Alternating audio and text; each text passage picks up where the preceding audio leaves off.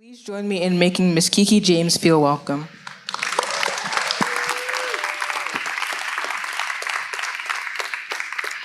Hello everyone, my name is Kiki James, but it's really Okikiolua. When I was 10 years old, my mother took my sister and I to a motor park, and we went there to feed people. We went there to feed people who could not afford to feed themselves. We fed children, men, women. We carried bowls of food and handed them out to women, children. But one moment changed my life. One moment changed everything for me. I gave a bowl of rice to a woman holding a baby, and she looked up at me with pearl white eyes, filled with desperation and pain and gratitude all at once. That moment, the moment she received the food from my hands, something shifted inside of me forever. From that day on, all I wanted to do was help people. As I grew older, I continued giving. As a teenager in the UK, I spent my pocket money buying meals for homeless people, sitting outside of buildings. I started a small tradition, handing out hats, scarves, and gloves in the winter, because I didn't want the homeless to feel too cold. As a teenager, and later as a young adult, I still felt empty.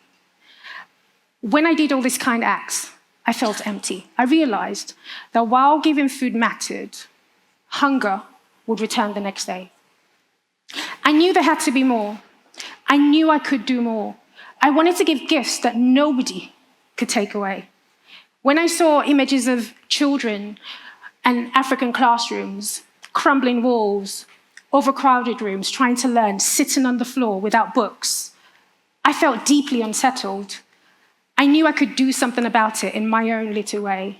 So, at 28, I came back to Nigeria to set up a charity because I wanted a world where Africans were educated beyond basic level and were included economically. What does education mean to you? I don't mean the ability to read and pass exams. I mean the type of education that shapes how you think, how you choose, how you show up in the world. Education is about learning how to solve problems and believe in yourself. Imagine not being able to write your name, your age, or your date of birth. Imagine not being able to read the instructions on the label of a medicine, or read the subtitles to an anime you love, Naruto in my case. We work with children like that every single day. AIS Charity was founded in 2010, focusing on 3 core pillars: education and training, economic empowerment, research and advocacy. Today, I will focus on education.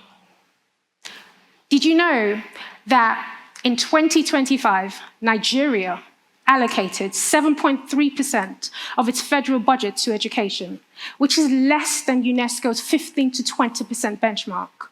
This is a serious gap between the global standards of education and the investment needed to secure our future as a nation. But while the government plays catch up, you and I, we can act now. There's a lot we can do to improve the quality of education within our communities. Because the government isn't just a building or a budget. The government is you and me. I have always believed that if you want to change a nation, you start with its children. And if you want to change a child's future, you start early. That belief led us to partner with government primary schools to create learning resource centers. Safe, welcoming spaces where children can truly learn. To date, we have set up 28 learning resource centers and currently manage 4 of them. These centers provide Nigerian children curriculum-aligned books for children who cannot afford them. But more importantly, they provide people, qualified, trained staff who teach phonics, reading, confidence, leadership, and life skills. Our LSCs are hubs of transformation.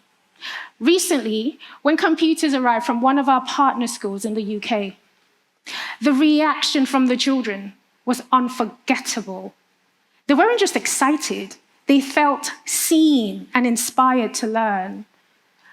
Look around your own school.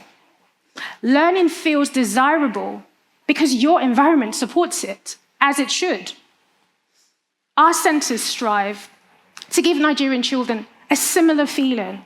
In our LLCs, we teach communication, creative thinking, leadership, financial literacy, yes. We teach children about money so that they can learn early the difference between needs and wants, choices and consequences. Every school term, over 4,000 children benefit from our learning resource centers. One of our long-term goals is to create ACE Radio School, broadcasting quality education across Africa to children and adults everywhere. For years, we couldn't afford it. Then COVID happened. In 2020, the pandemic shut schools, but it opened the door. Through partnerships, we secured radio slots and began broadcasting across northern Nigeria. Using the Nigerian curriculum, we partnered with private school teachers to deliver high-quality maths, English, and science lessons in English, Hausa, and Fulfulde. We reached over 20 million people across 18 states. In 2021, we shifted our focus to out-of-school children. We established 28 listening centers across 7 states, reaching over 3,500 children. The results were powerful. There was a 60% increase in knowledge and a 55% re-enrollment into formal education. And this is where I want to introduce you to Yahya. Yahya is 11 years old, the son of an Islamic teacher. Until he joined our ACE Listening Center group, he had never attended formal school, not once. Yet, when Yahya arrived, he came with something powerful. He had a deep desire to learn. He showed up early, he was respectful, he tried his best every single day.